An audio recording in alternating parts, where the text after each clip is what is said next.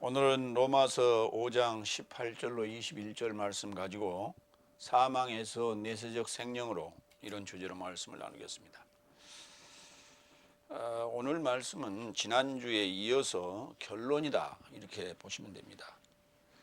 지난주 5장이 세 단락으로 우리가 나눠서 지금 설교를 듣는데, 첫 번째 단락에서는 크리스토스 예수스 안에서 하나님으로 회복하자. 두 번째 단락에서는 한 인간에서 의로운 사람이 되자. 오늘 이제 세 번째 단락에서는 사망에서 내세적 생명으로. 내세적 생명이라는 말은 이제 일반적으로 우리가 영생이라고 합니다. 영생이 뭐냐? 참 애매한 얘기예요. 그래서 이 내세적 또는 현세적 으로 표현되는 아이온이라고 하는 단어가 이제 구분돼야 되는데 문맥에 따라서 구분되지 않고 있습니다. 그래서 현세적 생명이 아닌 내세적 생명, 그러니까 내세적 생명을 우리가 이제 이해를 하고 현세적인 삶 속에서 적용하는 거예요. 그래야만이 내세에 그것이 바로 이어지는, 다시 말해서 우리가 왜 그 시간차 외국 여행을 가게 되면 지구 반대편으로 간다면은 여기는 낮이고 그쪽은 밤인데, 낮에서 또 그쪽으로 가게 되면 또 낮이 됩니다. 시간차 때문에. 그러한 그 시간차 때문에 우리가 몽롱해지고 이해가 안 되는 그런 경험을 하게 되는데, 마찬가지로 현세에 살다가 내세에 들어갔을 때 내세의 그 차이 때문에, 현세와 내세의 차이 때문에 살 수가 없어요. 그래서 그것을 이제 우리가 줄여야 된다. 결국은 현세에 살면 우리는 내세를 이해해야 되는데, 기존의 내세를 이해하는 차원은 현세와 그대로 판박이 형태로 이해를 하고 그쪽에 가서 여기보다 훨씬 나은 어떤 화려한 그러한 삶의 모습을 또는 환경을 고대하고 기대하는 그런 거예요. 그게 지금 착각이라는 것이죠. 그래서 사망에서 내세적 생명으로, 뭐 좋은 얘기죠. 우리가 죽을 수밖에 없는 그런 상황에서 영생이라고 하는 내세적 생명으로 우리가 갈아탈 수만 있다면 얼마나 좋을까. 그렇죠. 근데 그게 어떻게 이루어지는가에 대한 지금 설명을, 이게 지금 이제 복음서에서는 예수님께서 공생애를 통해서 십자가에 죽으시고 부활하시고 승천하시는 그 과정만을 그려놨어요. 그러면서 나에 이루고자 믿는다면 영생을 얻겠다, 내세적 생명을 갖게 될 것이다, 이런 정도의 차원의 말씀만 하셨다고요. 그래서 그것이 어떻게 누구에게 적용되어지며 그 내세적 생명에 이르게 될 믿음의 과정은 어떻게 되는가, 이런 것을 이제 소위 논리적으로 교리적으로 지금 설명하고 있는 것이다, 이렇게 보시면 됩니다. 첫 번째, 로마서 5장 18절로 19절. 한 사람의 불순종, 곧 타락함으로 말미암아 이제 죄인이 되는데, 그로 인해서 이제 한 사람의 순종, 곧 의로운 행동, 그리고 성령의 의로운 삶으로 발전하는다는 얘기예요. 첫 번째, 18절로 19절. 그런즉 아마도 한 타락으로 인하여 모든 인간 삶에 이르러 정죄에 이르고자 함같이, 이같이 한 의로운 행동으로 인하여 모든 인간 삶에 이르러 생명의 의로움에 이르고자 함 같다. 왜냐하면 한 사람의 불순종으로 인하여 많은 삶이 죄인 삶으로 지명된 것과 똑같이 한 사람의 순종으로 인하여 많은 삶이 의로운 삶으로 지명될 것이다. 여기 이제 삶이란 단어를 빼버리면은 역사적인 얘기가 되는 거예요. 역사적인 역사적으로 성경에 기록된 첫사람 아담이 타락함으로 말미암아 모든 인간들에게 정죄에 이르게 된 것 같이 한 의로운 행동으로 인하여 모든 인간들이 생명의 의로움에 이르게 한다. 그래서 그게 가능한 얘기냐? 왜냐하면 역사적으로 예수님이 오시기 전 그리고 후에 그 소위 갭이 있잖아. 근데 그것을 이렇게 단적으로 이렇게 포괄적으로 적용할 수 있는가? 어려운 얘기란 말이에요.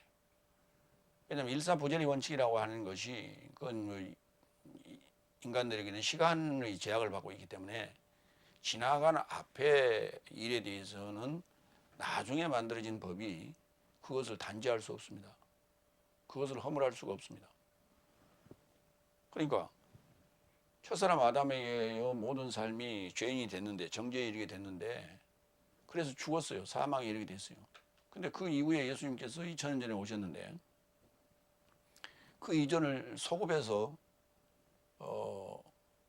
우리가 다시 생명의 의로움으로 이렇게 적용할 수가 있는가? 그건 불가능한 얘기죠. 그렇기 때문에 그건 진리가 될 수 없다는 얘기예요. 왜냐하면 예수님 오시기 전과 온 이후에 그 상황이 다르다. 근데 그건 구분하지 않았어요. 왜냐하면 한 사람의 불순종으로 인해서 많은 삶이 죄인 삶으로 지명된 것 같이 한 사람의 순종으로 인하여 많은 삶이 의로운 삶으로 지명될 것이다. 자, 그런데 한 사람의 불순종으로 많은 삶이 죄인 된 것은 이해가 되는데 역사적으로 보든 어떻든 간에 그런데 한 사람의 순종으로 인해서 그 한 사람이 예수님이라고요. 예수님의 순종으로 인해서 많은 삶이 의로운 삶으로 지명될 것이다. 많은 삶이라고 그랬으니까 50% 이상이어야 돼요. 근데 예수를 믿는 자만 치더라도 지구상이 그렇게 되지 않습니다. 그리고 실제로 성경이 말하는 내용을 제대로 이해하고 믿는 자들의 숫자는 더더욱 적습니다. 뭔가 안 맞는 얘기예요. 그리고 한 사람의 순종으로 인해서 많은 삶이 의로운 삶으로 지명될 것이라는데 수많은 삶이 지금 돈의 노예가 되어서 살고 있는데 그게 어떻게 의로운 삶으로 지명될 것이다. 말이 안 되는 거예요. 그리고 역사적인 예수님을 믿는 사람의 숫자만 하더라도 전체 지구촌의 인구의 50%가 안 되는데 그 중에 의로운 삶을 사는 숫자를 우리가 센다면 너무나 적다고요. 성경은 말이 안 맞는 얘기가.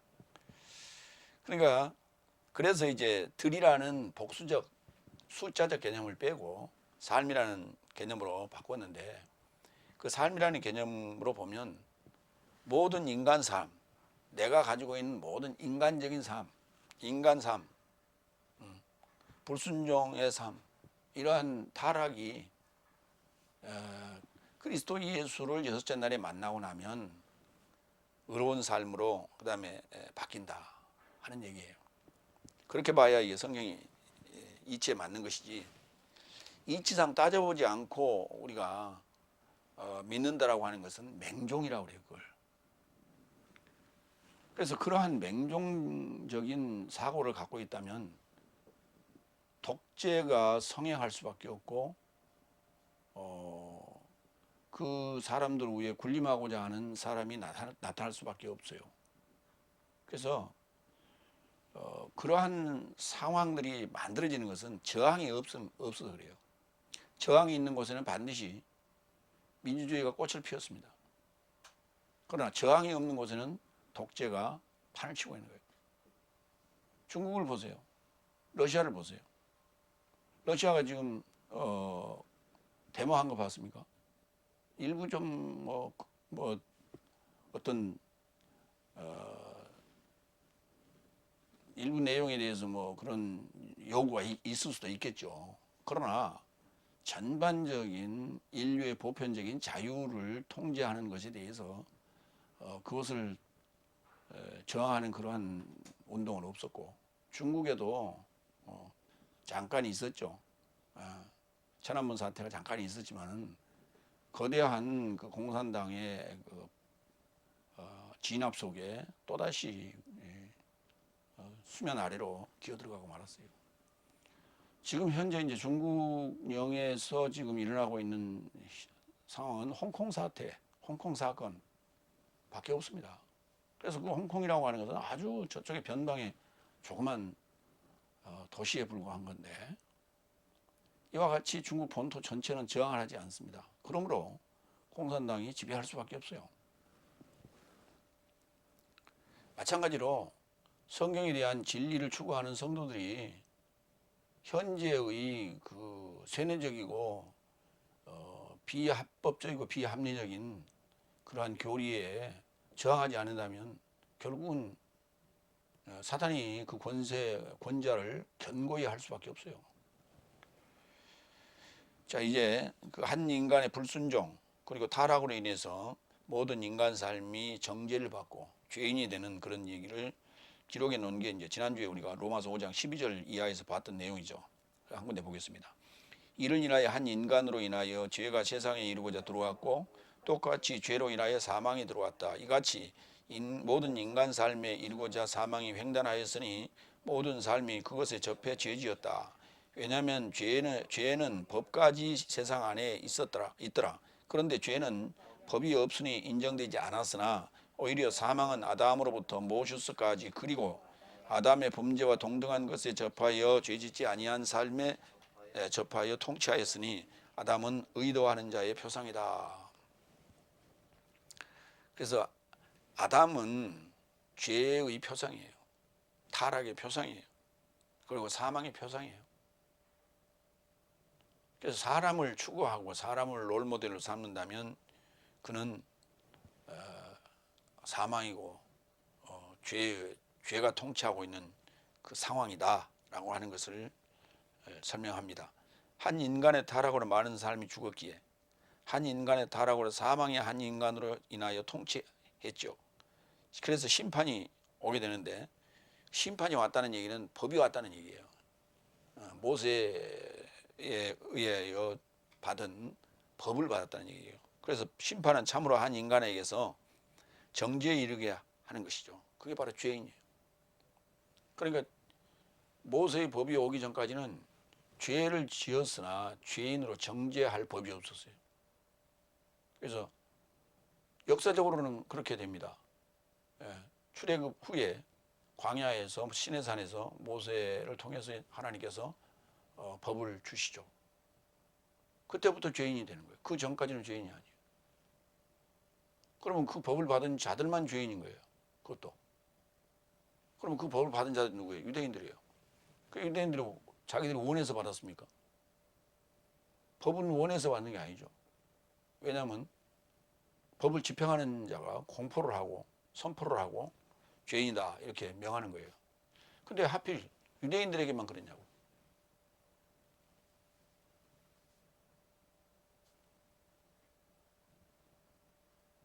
근데 그들은 내가 죄인입니다.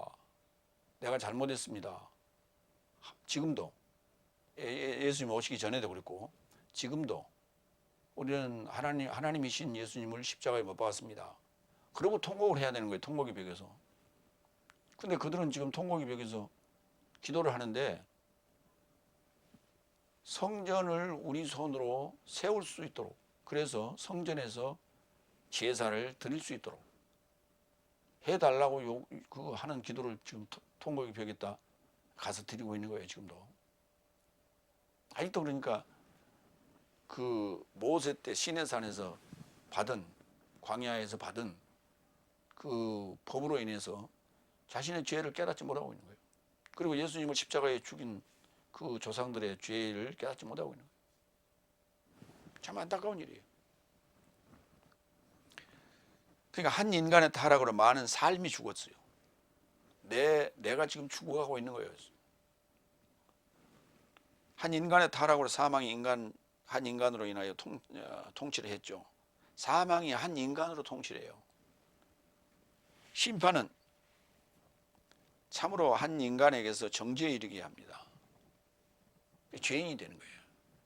그래서 이게 지금 나의 출생과 그리고 내가 성경을 받는 그 법을 받는 그 과정과 그 다음에 그로 인해서 내가 죄인 되었다라고 하는 얘기를 지금 설명하고 있는 거예요. 히브리서 9장 1절로 10절을 볼까요? 그런즉 실로 첫 장막에도 세상적인 거룩한 곳이나 섬김의 규례를 갖고 있더라. 왜냐하면 첫 장막은 그 안에 등대와 상과 빵 차림이 빛이 되어 있었으니 이는 거룩한 삶이라 일컬어진다. 거룩한 삶이라는 게 성소라고 그래요. 3절 또 둘째 휘장을 친 장막은 거룩한 삶 중 거룩한 삶이라 일컬어진다. 이거를 우리가 지성소라고 불러요. 그래서 첫 장막 안에는 둘째 휘장을 쳐서 지성소, 거룩한 삶 중에 거룩한 삶이라는 이게 복수예요. 거룩한 삶도 복수고 거룩한 삶도 복수고 거룩한 삶이라는 그 성소도 복수고 성소도 복수고 지성소도 복수예요. 말이 안 되잖아요. 어떻게 그게 복수가 돼요? 그래서 그게 삶이라고요. 4절 금양단과 전부 금으로 덮은 언약궤를 가졌으니 그 안에 만나를 가진 금항아리와 쌍난 아론의 지팡이와 언약의 널판 삶이 있고 그 위에 화해소를 덮는 영광의 케루브 삶이 있으니 이런 삶에 관하여 이제 부분적으로 말하지 않는다. 이런 삶이 이같이 빛이 되었으니 제사장 삶이 항상 첫 장막에 들어가 있어 섬김의 예를 거행하고 또한 대제사장이 홀로 그해 한 번 둘째 장막에 들어가되 피 없이는 안 되니 자기와 백성의 허물진 삶에서 초월하고자 피를 드리는 것이다.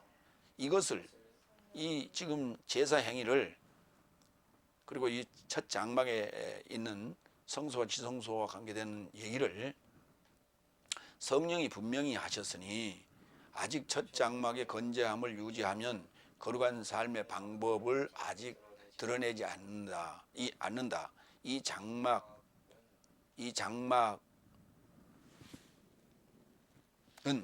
임박한 때에 이르는 비유다. 이 장막은 첫 언약을 가진 장막은 임박한 때에 이르는 비유다. 그러니까 지금까지 8절까지는 지금 성막에서 만들었던 모세가 시내산에서 보고는 그대로 그 표본대로 만들었던 그 장막 그리고 거기서 제사를 드렸던 그 행위들은 비유라는 거예요. 임박한 때에 이르는 비유다. 임박한 때라는 게 뭐니까 하나님의 날을 얘기하는 것이죠. 이를 조차 예물과 제사가 드려져도 섬기는 자를 그 공동의식을 따라 완전케 할 수 없나니 그렇죠. 이 비유니까 완전케 할 수 없나니 겨우 음식과 음료와 갖가지 결례에 연관하여 육체의 규례로 개혁의 때 새 언약입니다. 까지 막아놓은 것이다. 그러면 첫 언약을 언제 받았어요? 첫 언약을 받은 때가 창세기 6장 18절에 노아하고 첫 언약을 해요. 그리고 아브라함 때도 언약을 합니다. 그리고 모세 때는 그러니까 첫 언약 때는 노아의 방주 얘기입니다. 모든 생물을 숨쉬는 모든 생물을 방주에 집어넣어서 그 목숨들을 보존하라. 이게 첫 언약이에요. 두 번째 언약은 아브라함과 했는데 너희 백성이 너희 후손들이 이제 애굽에 내려갔다가 400년 만에 큰 부자가 돼서 돌아올 것이다. 그리고 그때 이제 언약을 한 게 피의 언약이에요. 그리고 그 언약을 믿는지 시험하는 게 바로 모리아산에서 그의 아들 이삭을 잡아서 피의 제사를 드리게 하는 거예요. 그 다음에 세 번째 그 언약이 모세 때 있는데 그 모세 때 한 언약은 이제 돌판에 새겨서 문서화해서 준 거예요. 그것까지는 우리가. 그 다음에 이제 네 번째 주어진 게 이제 예언자들을 통해서 주어졌죠. 그 다 언약들이에요. 그런데 그 과정에서 성막 제사를 드렸다고. 근데 그것은 새 언약 때까지 막아놓은 것이다 그랬어요. 뭐를? 거룩한 삶의 방법이 아직 드러나지 않았다. 거룩한 삶의 방법이 드러나야 되는데 그 거룩한 삶의 방법이 바로 예수님의 십자가 죽으심이에요. 이게 이제 여섯날에 드러나게 되는 거예요. 자, 한 사람의 순종, 의로운 행동으로 모든 인간 삶의 생명의 의로움으로 지명을 한 거예요. 의로운 삶으로 지명을 한 것이다. 하나님의 은혜와 한 사람 그리스도스 예수스의 은혜 안에 선물은 많은 삶에 이루고자 더욱 넘쳤다. 이 은사는 많은 타락 삶에게서 의로운 행동에 이루고자 하며 은혜와 의의 선물이 넘침을 취하는 삶은 더욱 한 분 그리스도스 예수스로 인하여 생명 안에서 통치할 것이다. 어려운 얘기죠. 예수님의 이제 그 의로운 행동, 순종의 그 행동이 결국은 은혜와 의가 생명 안에서 통치한다. 사망이 통치하던 것에서 이제 의와 은혜가 생명 안에서 통치하는 거예요. 내세적 생명 안에서 통치하는 거예요. 그럼 결국은 통치의 개념이에요. 다섯째 날까지는 사망 안에서 죄가 통치하는 거고, 여섯째 날, 일곱째 날에는 생명 안에서 의와 은혜가 통치하는 거예요. 근데 그 다리를 누가 놔줬느냐? 예수님이 놔주셨어요. 그리스도스 예수스로 인하여. 히브리서 9장 11절로 15절을 봅니다. 그래서 그리스도스께서 기대하는 선한 삶의 대제사장으로 더 크고 손으로 짓지 아니한 완전한 장막으로 인하여 도착하였으니, 예수님이 완전한 장막이래요. 그러면 아까 첫 장막은 완전한 장막이 아닌 거예요. 그거는 1년에 한 번씩 죄값을 치러야 되는 그러한 불완전한 장막이었던 거예요. 그 불완전한 장막에서 이제 완전한 장막으로 바뀌는 겁니다. 예수님이 오심으로. 그래서 성소와 지성소를 가로막는 휘장이 이제 십자가에서 찢어지게 되는 거예요. 그래서 막힌 담이 헐리는 거예요. 하나님과의 담이, 막힌 담이 헐어지는, 통일되는 그 완전한 장막이 된다. 이는 이 창조에 속하지 아니한 것이요, 대단히 중요한 얘기예요. 그러니까 예수님이 오신 그 완전한 장막은 이 창조에 속한 게 아니라는 거예요. 다섯째 날까지 그 창조에 속한 게 아니라는 거예요. 12절, 염소와 송아지의 피로 인하지 않고 자기 피로 인하여 내세적 속량을 찾아 거룩한 삶에 이루고자 단번에 들어가셨다. 왜냐하면 염소와 황소의 피와 및 암송아지의 죄가 부정하게 된 삶을 뿌리게 하여 육체의 정결을 향해 거룩하게 했다면, 1년에 한 번씩 드리는 또는 속건제나 번제 등이 육체의 정결을 향해서 거룩하게 했다면 그리스도스의 피는 더욱 엄청나지 않느냐. 그렇죠. 이 창조에 속하지 않는 자의 피인데, 그리스도스는 내세적 영으로 인하여 흠없는 자신을 하나님께 드렸으니 그가 살아계신 하나님에게 섬기게 하려고 죽은 행위로부터 네 삶의 공동의식을 깨끗하게 하실 것이다. 그러니까 피의 속 제사는 더러운 걸 정결케 하는 거예요. 죽음으로 그걸 죄값을 갚는 거예요. 또한 15절, 이를 인하여 그는 새 언약의 중보이시니, 새 언약의 중보예요. 그러니까 첫 언약과 옛 언약이라고도 하고 첫 언약이라고 하는 그 첫 언약과 그 다음에 예수님은 새 언약의 중보예요. 그럼 새 언약은 언제 받느냐? 일곱째 날 받는 거예요. 일곱째 날이 새 언약이 되는 거예요. 그러면 여섯째 날은 중보가 되는 거예요. 첫 언약에서 새 언약으로 넘어가는 중보자, 중보가 되는 거예요. 그래서 이 새 언약은 이제 새롭게 준 거기 때문에 새 언약이냐? 두 번째 받은 거예요, 실은. 그러면 둘째 언약이라고 그래야 맞잖아요. 근데 새 언약이라고 그랬어요. 그래서 우리가 그 새자는 단어의 의미를 정확하게 알아야 돼. 이 새 언약은 변하지 않는다는 거예요. 첫 언약은 변하는 거예요.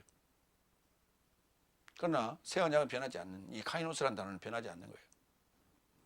그러면 새 포도주는 새 부대에 이렇게 얘기했는데 새 포도주는 네오스예요. 그리고 새 부대는 카이노스예요.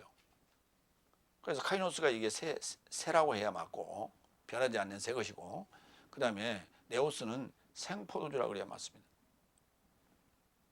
그래서 생포도주는 새 부대에 담아야 돼요.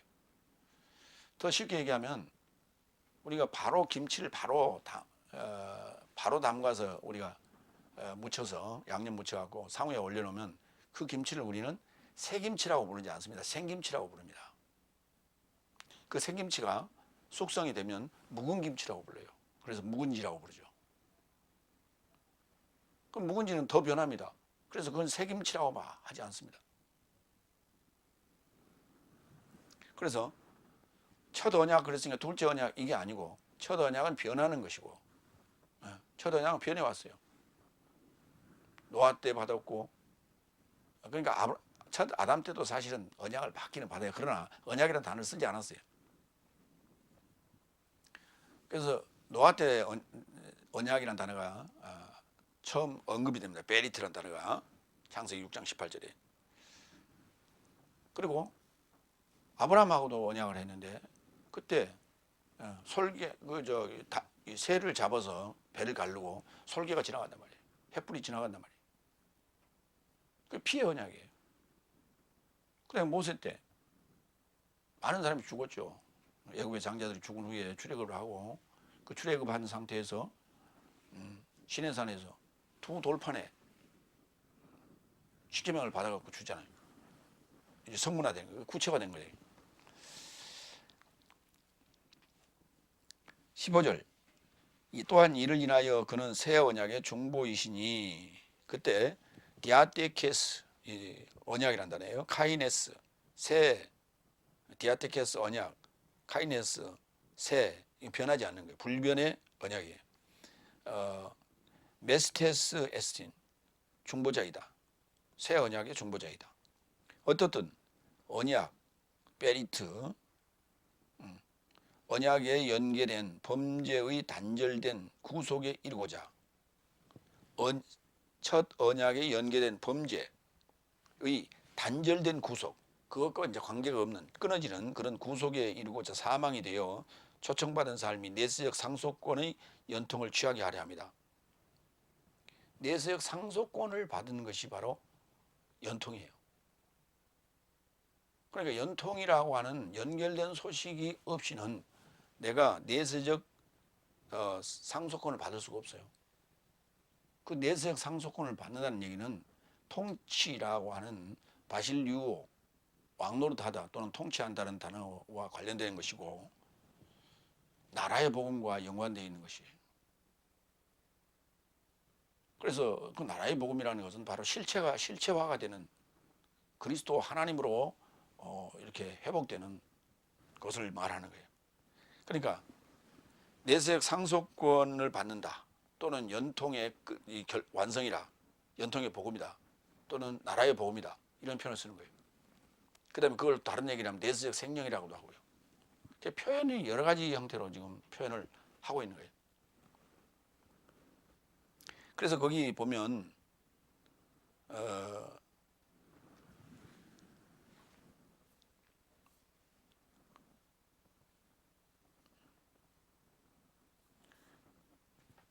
그 첫 언약에는 창세기 6장 18절에 그 방주에 모든 생물을 넣으라고 그랬죠.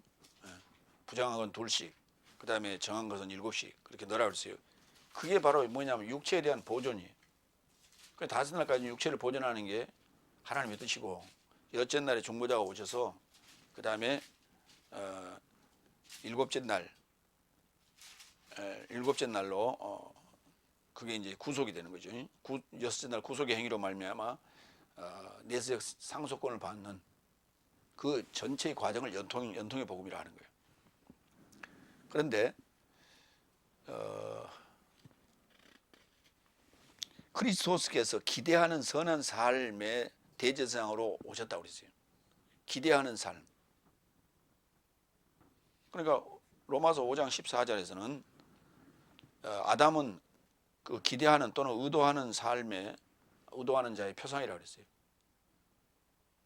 그러니까 선한 삶을 기대하고 의도하는 삶의 표상은 그리스도스가 되는 거예요.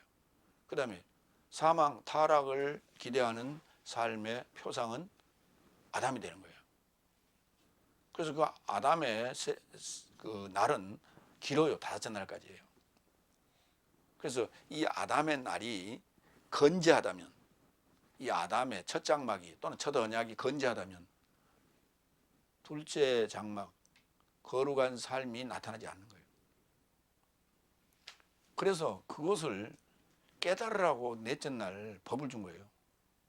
근데 법을 줬는데도 불구하고 깨닫기는커녕 처음에 교회 나오면은 회개한다고 콧물 눈물 흘리고, 그러고 나서 이제 어떻게 되냐면 다시 자만해져 버려요. 하나님이 나만 사랑한다고 착각하고, 나는 하나님께 기도하여서 수천 번의 기도를 통해서 응답받았다고 자랑하고 다니고, 그래 다시 과거로 돌아가요. 그러니까 세상에 있었을 때는 몰라서 악했지만 교회에 들어오고 나서는 알면서도 악해요. 더 나쁜 거야. 다섯째 날 그 삶이 현재의 우리나라의 지금 교회의 모습이에요. 사회에 악을 끼치고 있는 게 바로 지금 교회의 모습이에요. 이게 다섯째 날의 모습입니다. 그 원인이 뭐냐? 바로 기복신앙이에요.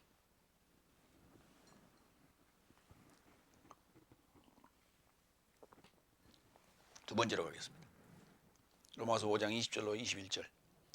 죄, 사망 안에서 죄가 통치하는데 사망 안에서 통치하고, 그게 바로 첫 언약 또는 첫 장막. 그 다음에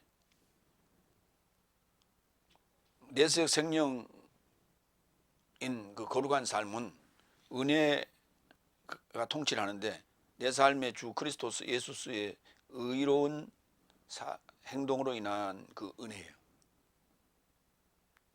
그냥 뭔 예수를 그냥 선물로 받는 것이 아니라 예수님의 의로운 행동, 십자가 사건이에요.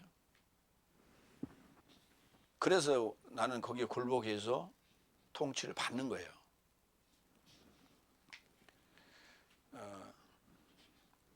두 번째 20절. 그래서 타락이 증가하게 하려고 법이 가까이 들어오게 되었다. 그래서 죄가 증가한 곳에 은혜가 철철 넘쳤으니 그랬어요. 자, 이 구절을 우리가 곡해해서는 안 된다고요. 타락이 증가하게 하려고 법이 가까이 입장을 했다. 들어왔다. 무슨 말이냐면 법이 없이는 타락을 했어도 그게 타락인지 죄를 지었어도 그게 죄인지 단지할 수가 없거든. 정죄할 수가 없거든. 그래서 정죄를 해야 그때부터 타락이 증가하는 거예요. 내 안에 숨어있는 것들이 계속 드러나는 거예요. 이게. 왜? 하나님의 말씀을 읽을 때마다. 그래서 하나님의 말씀을 읽으라는 거예요. 근데 하나님의 말씀을 읽다 보니까 너무 많아. 66권이 너무 길고 무슨 말인지 몰라. 그러니까 중요한 요절들만 쏙쏙쏙쏙 빼놔가지고 그것만 외우고 앉았어. 그 요절을 외울 때 자기한테 필요한 것만 외워. 불리한 건 요절 안 빼.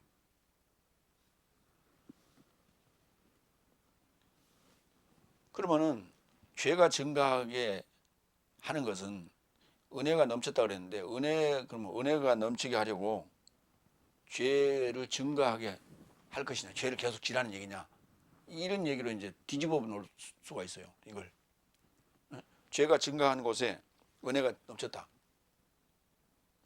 그 중간 죄가 증가하고 그다음에 은혜가 넘치는 그 중간 과정은 설명을 안 한 거예요. 지금 그 건너뛴 거예요. 지금 로마서 6장 1절로 4절. 그래서 이제 6장으로 넘어가서 이 얘기를 한 거예요. 그런즉 내 삶이 무슨 말을 하겠는가? 은혜가 많아지게 하려고, 은혜가 증가하게 하려고 죄에 머물겠느냐?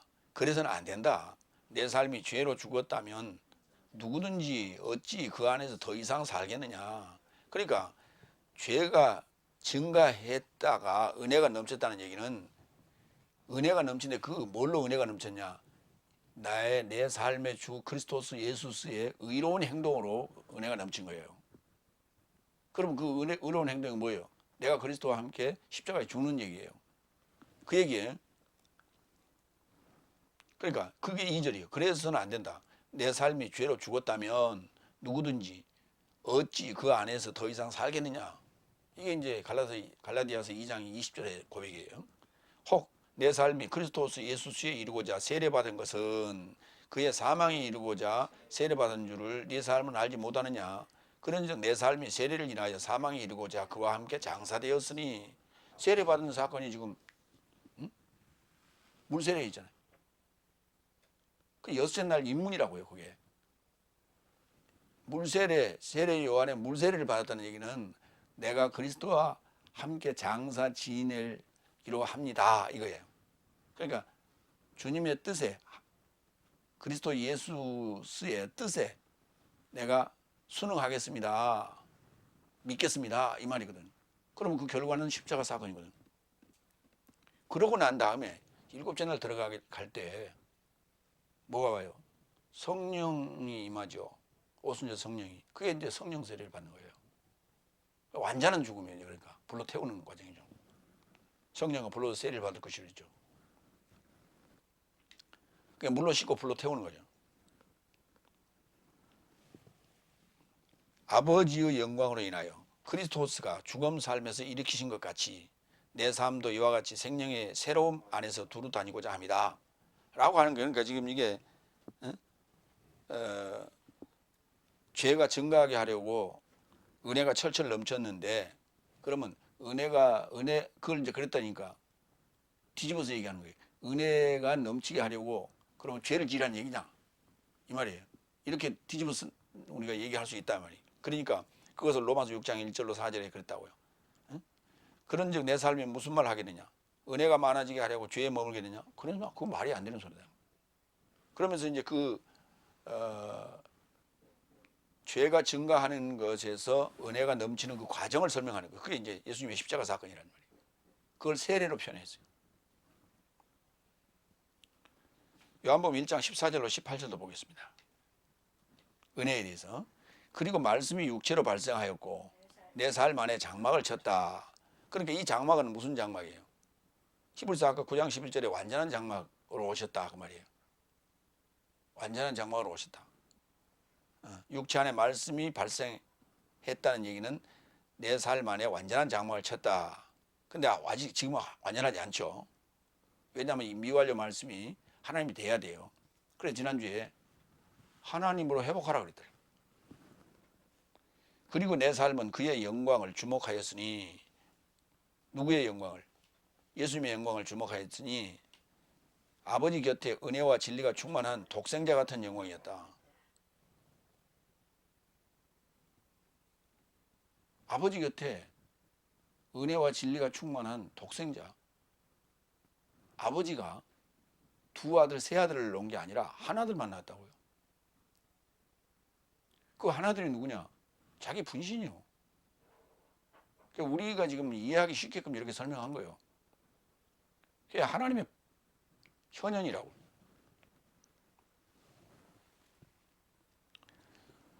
(15절) 요한네스는 그에 관하여 증언하며 소리질러 말한다. 내가 언급하였던 자가 이자더라. 내 뒤에 오시는 이가 나에 앞서 발생하였으니 그는 나보다 먼저 있었기 때문이다. 그러니까 예수님이 요한보다 먼저 있었다고 그러죠. 응? 내 뒤에 오시는 이가 누가 먼저 났어요? 요한이 먼저 났어요? 예수님이 먼저 났어요? 요한이 먼저 났죠. 근데 예수님이 먼저 있었대요. 그러면서 또 뭐라고 그러냐면 내 뒤에 오시는 이라고 그래요. 내 뒤에 오시는 이가 예수님인데 나보다 먼저 있었다고. 아버지 곁에 있는 진리와 은혜가 충만한 독생자라고요. 그게 아버지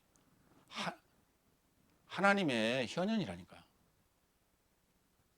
아버지도 하나님이라고 부르고 아들도 하나님이라고 부르는 거예요. 그 다음에 성령으로 오신 성령도 하나님이라고 부르는 거예요.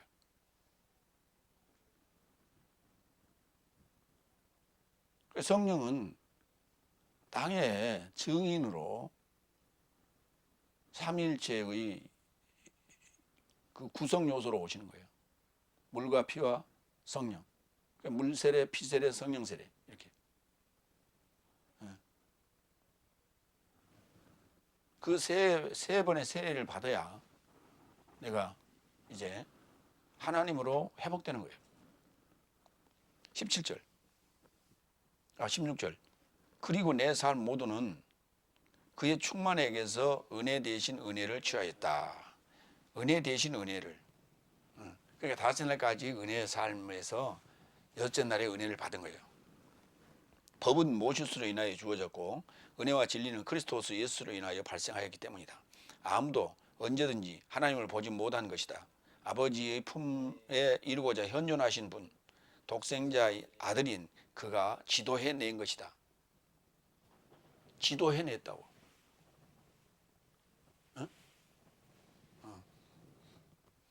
만들어낸 게 아니고 지도해냈어요.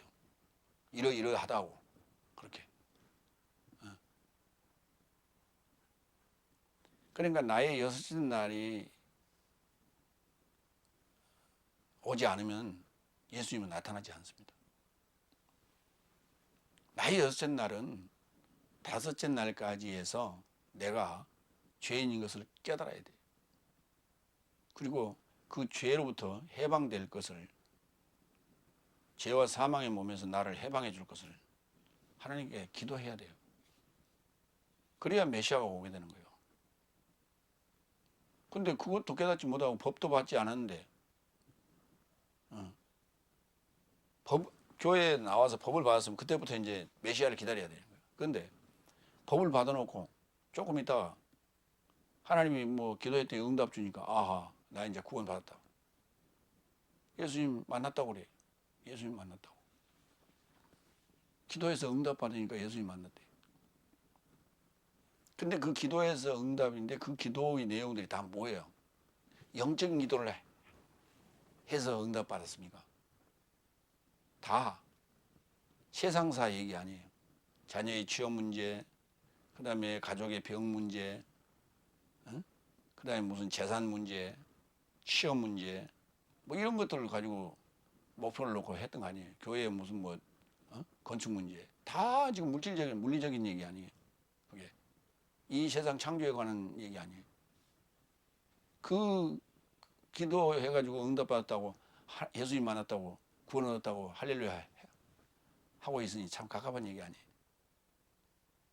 그 영적인 기도를 안 했어요. 성경 이해되게 해주세요라고 기도 안 했어요. 성경 이해되게 해주세요라고 기도했다면 절대 그러한 지금 삶을 살고 있지 않아요. 지금 아무도 성경에 대해서 기도하지 않아요. 그 기도는 하는 사람도 있긴 있겠지. 그러나 찾으라고 그랬는데 찾지도 않아요. 들어보려고 하지도 않아요. 자기가 이해를 할 수가 없고 찾을 수 있는 능력이 없으면 지금 유튜브에 들어와서 찾고 다녀야지. 수많은 사람들이 유튜브에 들어와서 서치를 합니다. 그러나 자기 입맛에 맞는 것만 들어요.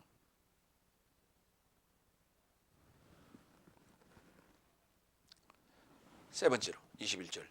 이는 죄가 사망 안에서 통치한 것과 똑같이 은혜도 이같이 내 삶의 주 그리스도스 예수로 인하여 내세 생명이 이루고자 의로 인하여 통치하려고 합니다.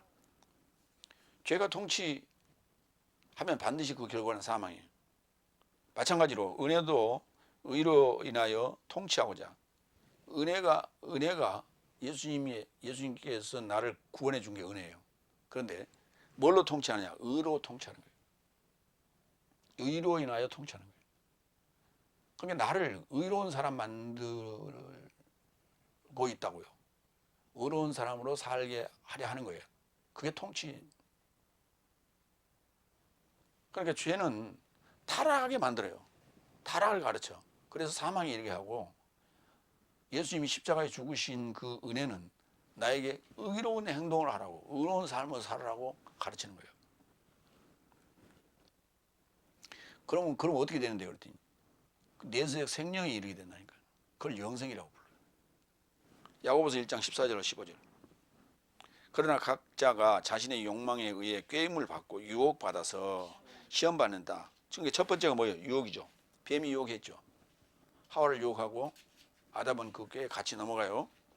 그 후에 욕망이 잉태하여 죄를 낳고 보암직하고 먹음직하고 지혜롭게 할 만큼 탐스럽기도 한 나무인지라 그때서 따먹었단 말이에요. 그 욕망이 잉태하여 죄를 낳고 죄가 완성됨으로 사망을 초래합니다. 그래서 아주 그 과정을 철저하게 잘 설명해 놨어요. 짧은 글귀에 설명을 잘했어요. 로마서 5장 14절. 죄, 사망이 통치하는 것이 인간이에요. 죄인이고, 오히려 사망은 아담으로부터 모셨을까지, 그리고 아담의 범죄와 동등한 것을 접하여 죄짓지 아니한 삶에 접하여도 통치하였으니 아담은 의도하는 자의 표상이다. 아니, 분명히 욕망이 잉태하여 죄를 낳고 죄가 완성됨으로 사망을 초래한다고 그랬는데, 아담으로부터 모세 때까지 아담과 같은 범죄를 짓지 아니한 삶에게도 죄가 통치했다니까. 그리고 사망이 왔다니까.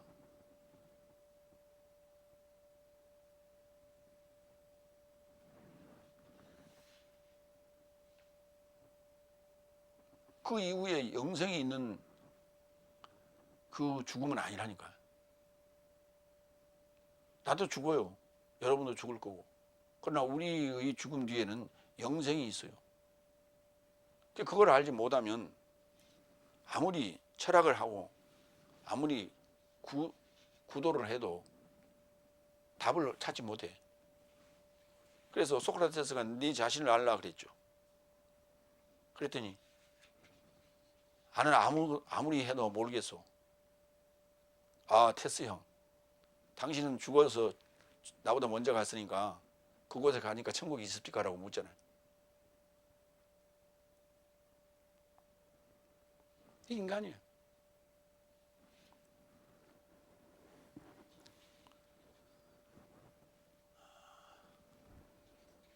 로마서 5장 17절. 왜냐하면 한 인간의 타락으로 사망이 한 인간으로 인하여 통치하였거든. 그랬죠? 은혜와 의의 선물의 넘침을 취하는 삶은 더욱 더 한 분 그리스도스 예수로 인하여 생명 안에서 통치할 것이다. 생명 안에서 통치할 것이다. 뭐가? 은혜가 의로 인하여 통치하는 거예요.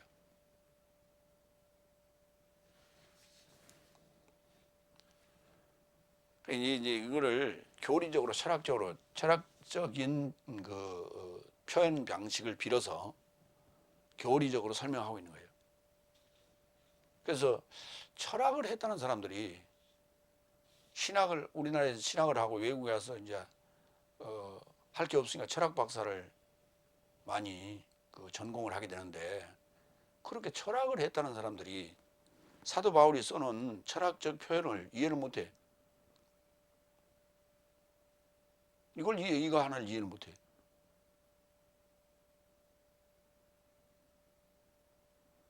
근데 사도 바울은 개통철학을 얘기하지 않았어요.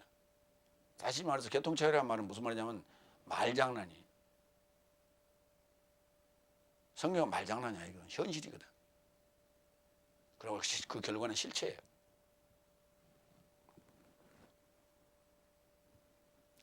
계시록 20장 4절 5절. 그 통치라는 개념은 뭐냐? 천년 통치를 얘기하는 거예요. 천년 왕국이라고도 하죠. 계시록 20장 4절. 그리고 내가 보좌 삶을 알아보았는데 저 삶의 접해 앉은 삶에게 판결이 주어졌던 것인데, 예수의 증거로 인하여 그리고 하나님의 말씀으로 인하여 참수당한 목숨 삶과 짐승에게 예배하지 않고 그의 형상에게 예배하지 않는 삶이 저 삶의 이마와 손에 접해 표를 받지 않았고 살아서 그리스도스와 결합하여 천년 삶을 통치한다. 죽었다가 사는 거예요. 죽었다 살아나서 천년 삶을 통치하는 거예요. 천년을 통치하는 것이 아니라 천년 삶을 통치하는 거예요. 통치한다는 것은 아까 뭐라 했어요? 의로운 삶으로 통치한다 그랬죠. 내적 생명을. 그러니까 의로운 삶이 되게끔 그러려면 천년이 돼야 돼. 천년 삶이 돼야 돼. 천년 삶이 뭐예요? 본성이 탈바꿈되는 거예요. 아담의 본성이 하나님의 본성으로 탈바꿈되는 거예요. 아담의 본성이 하나님의 형상으로 탈바꿈되는 거예요. 하나님의 형상이 그리스도스죠. 사탄의 형상이 그리스도스, 메시아의 형상으로 탈바꿈되는 거예요. 그걸 천년 삶이라고 하는 거예요. 5절 그러나 죽음 삶의 나머지 삶은 천년 삶이 완성되기까지 살아나지 못하였다. 이 죽음 삶은 어디 있던 거예요? 내 안에 다섯째 날까지 이 사망, 죽은 삶이 아까 있었다고 그랬죠. 죄로 인하여 모든 삶이 죽었다고요. 그 죽음을 얘기하는 거예요. 그 죽음 삶이 나머지 삶은 그러니까 살아난 천년 삶은 살아났고 그리스도와 결합하여 그 다음에 나머지 삶은 천년 삶이 완성되기까지 살아나지 못했다. 이것이 바로 뭐냐? 첫째 부활이라. 이걸 첫째 부활이라고 하는 거예요. 아니 어떻게 첫째 부활이에요? 5절 이게 5절이죠. 5절이 이것이 첫째 부활이다까지가 5절이에요. 5절 다시 한번 읽어요. 그러나 죽음 삶의 나머지 삶은 천년 삶이 완성되기까지 살아나지 못하였다. 이것이 첫째 부활이다. 어떻게 말이 돼? 이것이 첫째 부활이 아니고 그 4절이 첫째 부활이죠. 응? 저 삶의 이와 손에 접해 표를 받지 않았고 살아서 그리스도스와 결합하여 천년 삶을 통치하였다. 이거 살아서 천년 삶을 통치한 게 이게 첫째 부활이 맞지? 일반적으로 생각할 때. 그러나 두 가지를 얘기했어요.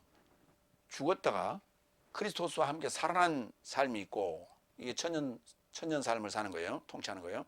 그 다음에 나머지 삶은 천년 삶이 완성되기까지 살아나지 못하는 거예요. 또 두 가지가 있다니까 내 안에. 요걸 첫째 부활이라고 하는 거예요. 6절 첫째 부활 안에 몫을 가진 삶은 행복하고 거룩하다. 둘째 사망이 권세를 갖지 못하고 오히려 저 삶이 하나님과 그리스도스의 제사장 삶일 것이요 그와 결합하여 천년 삶을 통치할 것이다. 둘째 사망이 그를 통치할 수가 없다니까. 제어할 수가 없다니까. 그래서 그리스도스의 제사장 삶이요 그와 결합하여 천년 삶을 통치하는 거예요. 그러니까 첫째 부활에 들어가야만이 천년 삶을 통치하는 거예요. 어디서? 현세 삶에서요. 내세적 생명 안에서 현세 삶을 통치하는 거예요. 그 일곱째 날을 통치하는 얘기예요. 계시록 22장 5절도 봅니다. 더 이상 밤이 없을 것이니 촛불과 햇빛의 필요를 갖지 않는다. 이는 하나님 주가 저 삶을 비추고 계시며 저 삶은 현세에 속한 내세 삶에 이루고자 통치할 것이다. 거기 그랬잖아요. 내세 삶에 이루고자 통치를 하는데 현세 삶에 속한 상태의 통치. 그러니까 현세 삶에서 천년 삶을 통치하면 천년 삶이 완성되면 내세 삶이 돼요. 그걸 생명이라고 그래요. 내세적 생명. 그래서 사망에서 내세적 생명으로 가는 과정은 내 삶의 주 그리스도스 예수의 은혜예요. 그래서 의가 통치를 해야 돼요. 자, 마무리합니다. 여기 이 통치한다는 단어가 바실리오라고 그래요. 헬라어로. 바실리오. 이 바실리오에서 만들어진 단어가 바실레이아, 나라. 그 다음에 바실리우스, 왕. 이런 단어가 만들어져요. 그러니까 통치한다는 얘기는 왕 노릇한다는 얘기예요. 그러니까 나라가 있어야 통치를 할 거 아니에요.